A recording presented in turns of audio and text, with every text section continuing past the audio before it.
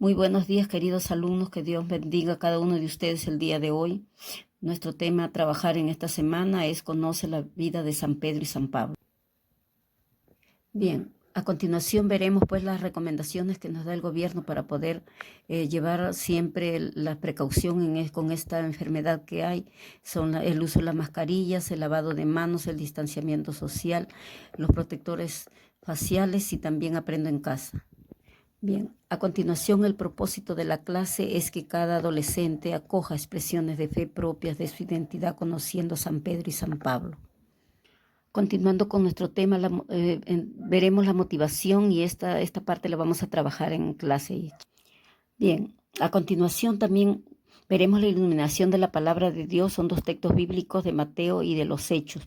En Mateo nos habla pues sobre la confesión de Pedro y también cuando Jesús lo nombra como cabeza de la iglesia.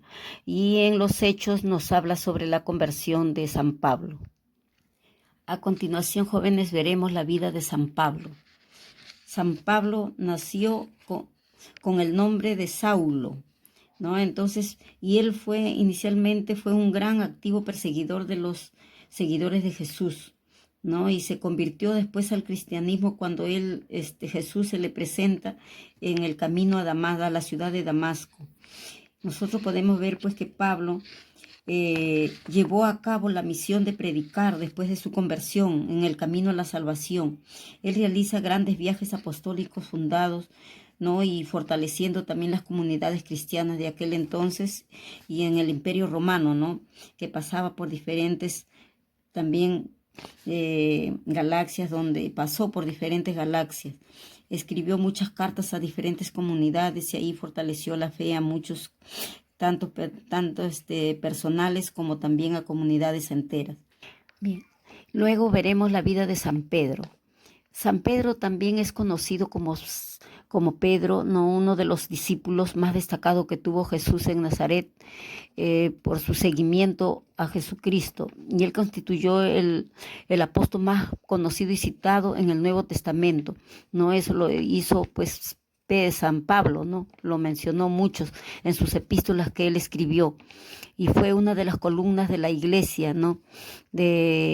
A quien pues dejó Jesús como cabeza de ella para que él fuera entonces un gran activo de llevar la palabra, y también fue obispo en Roma y murió martirizado. Su muerte fue entonces, se le construyó una gran basílica, ¿no? El emperador Constantino I.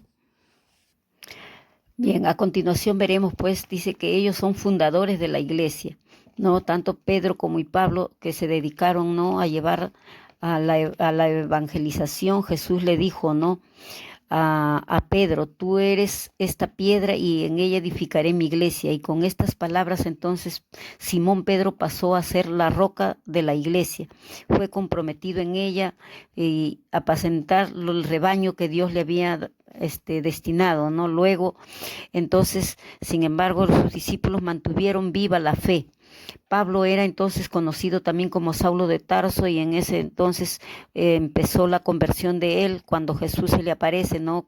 Hacia el camino de Damasco, donde fue bautizado y recobró también después la vista, porque en el momento que se le apareció Jesús, él quedó ciego.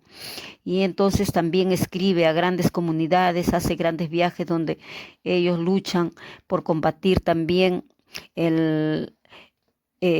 por combatir que la gente de aquel entonces sea perseguidores de ellos. Luchan por la fe en Cristo, luchan por la iglesia también, y entonces el Señor pues los bendice a ellos y les da pues entonces esa santidad que ellos tienen hoy en día y reconocidos como miembros y santos de la iglesia. Entonces veremos a estos dos personajes, San Pedro y San Pablo, que son columnas espirituales de la iglesia. Y en el año 2015 el Papa Francisco entonces manifestó que San Pedro y San Pablo y la Virgen María también son nuestros compañeros de viaje en la búsqueda de Dios. Son nuestra guía en el camino de la fe y de la santidad, porque ellos nos empujan hacia Jesucristo para hacer todo aquello que Él nos pide que hagamos. Bien, a continuación también veremos que ellos son los patronos y representantes del Evangelio.